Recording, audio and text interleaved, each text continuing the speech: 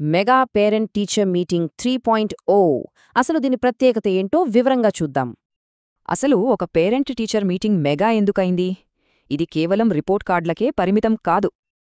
దీనికి 3 ముఖ్యమైన లక్ష్యాలున్నాయి: విద్యార్థుల ప్రోగ్రెస్, వాళ్ల సవాళ్లు, ఇంకా స్కూల్ కమ్యూనిటీని బలోపేతం చేయడం. ఒకసారి ఆ రోజు షెడ్యూల్ చూస్తే ఉదయం 9 గంటలకి మొదలై చాలా పక్కగా ప్లాన్ చేశారు. మొట్టమొదట తల్లిదండ్రులు, టీచర్ల మధ్య వన్-ఆన్-వన్ చర్చలు, విద్యార్థుల అవసరాలపై ప్రత్యేకంగా దృష్టి పెట్టారు.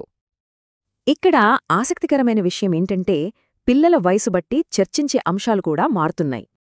ఆ తర్వాత పేరెంట్స్ అందరూ ఒక ఎగ్జిబిషన్కి వెళ్తారు. అక్కడ ఆధునిక లెర్నింగ్ టూల్స్ చూపిస్తారు. చిన్నపిల్లల కోసం ఫన్ లెర్నింగ్ కిట్స్, పెద్దవాళ్ల కోసం Atal tinkering labs, stem projects. సరే, ఇప్పుడు ఈవెంట్లోని ముఖ్య ఘట్టానికి వద్దాం. అదే మెయిన్ డయస్ ప్రోగ్రాం. ఈ ప్రోగ్రాంలో ఒక స్పెషల్ అట్రాక్షన్ ఉంది. అదే ఆత్మరక్షణపై ఒక ప్రత్యేక ప్రదర్శన. దీని పేరే రాణి లక్ష్మీబాయి ఆత్మరక్ష ప్రశిక్షణ. ఇది బాలికల సాధికారత కోసం ఉద్దేశించింది. ఈ 10 నిమిషాల ప్రదర్శన ఇచ్చింది విద్యార్థినులే. వీళ్లకి బండి institute of martial arts training ఇచ్చింది. అయితే సాధికారతపై ఈ ఫోకస్ కేవలం ఈ ప్రదర్శనకే పరిమితం కాదు.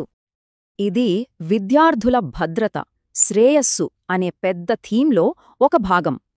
ముఖ్యంగా ప్రైమరీ లెవెల్లో గుడ్ టచ్, బ్యాడ్ టచ్ వంటి అంశాలపై ప్రత్యేకంగా దృష్టి పెట్టారు.